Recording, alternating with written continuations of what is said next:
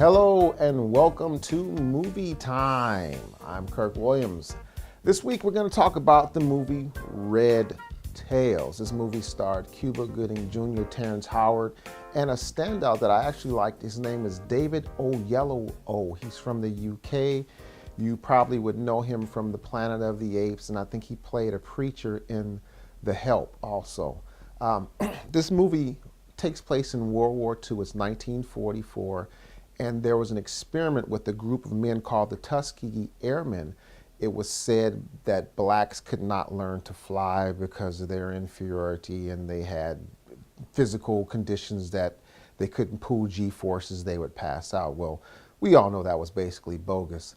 So they took a group of men and they did an experiment with them. They learned how to fly, of course, and then they gave them a bunch of bogus jobs like, shooting trucks and stuff like that, but they never would let them engage in any real combat.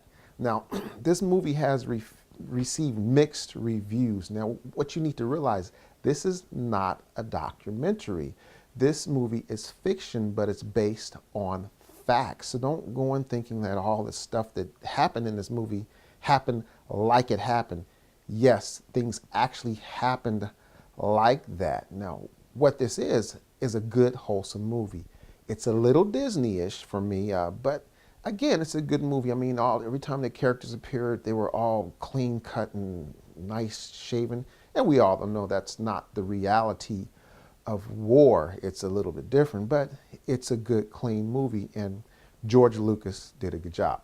Now, to George Lucas, there's a big stink, if you might want to call it, in the air because it's said that, well, George Lucas funded this movie with his own money, or basically from his own resources, because Hollywood did not want to back a movie that was based solely on African American or black characters. So George Lucas finally just did it himself.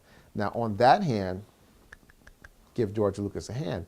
He did make a good movie, a wholesome movie, a little cheesy, but still a wholesome movie. There are some things that are out there on the internet that you can see. There's one called Red-Tailed Angels, the story of the Tuskegee Airmen. There's another one called On Freedom Wings, and you can actually go to YouTube and watch these. These are very good documentaries.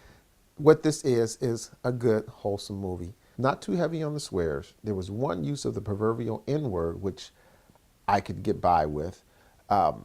There was also, people kind of got an uproar because there was a romance in the movie where it was a mixed race romance because they were in Italy. I hope I'm not giving anything away, but oh well.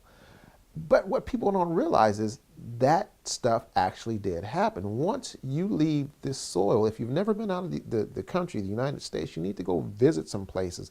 There are people of color, black or quote unquote what we would call African American, but they're not African American because they're not from America, which I have a problem with that term, but we won't go there anyway.